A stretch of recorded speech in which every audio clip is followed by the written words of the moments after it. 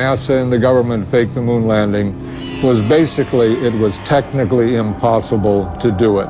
And they simply had to come up with some sort of alternative that they felt the public would believe. I believe, had they wanted to, that NASA could indeed have pulled off the greatest hoax of all time, never sent anyone to the moon, and recreated it in a television studio. Can you realize that that you and I, that all of us, have actually begun the exploration of another world? The United States Geological Survey decided to build a model of one part of the lunar surface in an area accessible to present research centers. 4, 3, 2, 1, fire!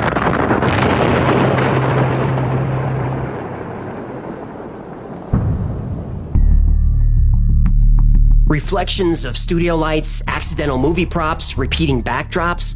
There's a lot of evidence suggesting that the moon landing wasn't filmed on the moon, but on a soundstage. The lunar module engine puts out 3,000 pounds of thrust, and the lunar surface is covered with dust that was described as fine powder. If that's true, why did the engine leave no mark on the surface? And shouldn't there be dust everywhere? Even the foot pads are clean and shiny. So either the landing module was sitting there, or it was gently lowered down by a crane. And you'd have to lower the thing gently. Look at it. It looks like tinfoil and curtain rods held together by duct tape. More evidence that a crane was used is when the astronauts separate from the module and return to orbit for pickup. Look at this.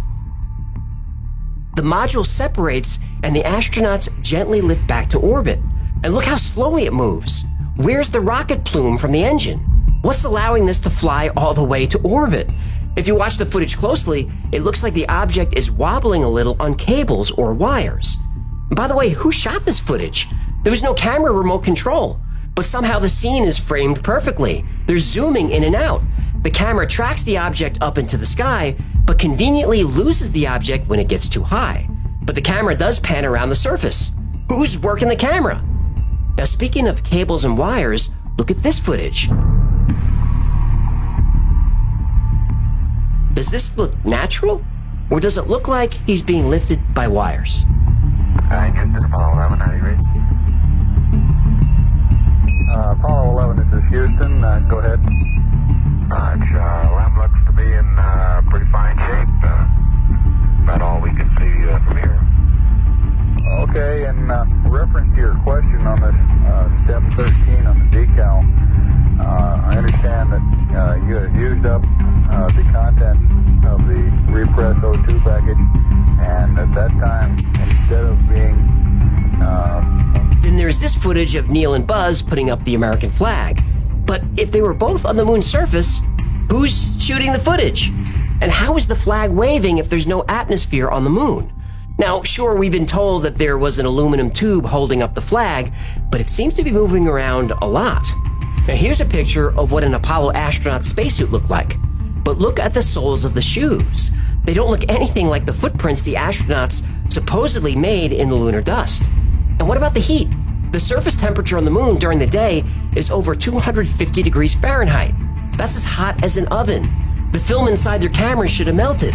But there are thousands of pictures that all came out perfectly fine. Well, fine, except for the whole wrong shadows, no stars, movie props, visible lights, and stuff being hoisted by cranes. Right, except for that. And there are plenty of photos that are flat out doctored. If you remember our episode on NASA's Mars cover-up, we proved that the photos of Mars were altered before being released to the public. This is a technique perfected during Apollo. The Apollo handheld cameras had special crosshairs on them called Rousseau marks, and these were here to help make sure the photos were printed properly from the negatives and not distorted, and to make it easier to stitch photos together for panoramas. But in some of the photos, the crosshairs aren't there, or are only in part of the picture. In other photographs, objects appear in front of the crosshairs. Now that's physically impossible, unless the objects were added after the photo was taken, by layering them on top of empty backgrounds. And there are even more problems with the photography. Here's a picture of an Apollo astronaut saluting the American flag. But look at his feet. The shadows don't even reach them. It's like he was edited in later and somebody forgot to add a shadow. Now, even if we could explain all these anomalies in the photos, there's a big reason why nobody can get to the moon. A reason why human beings can't leave Earth at all, at least not yet. The reason is real and scientifically proven as fact.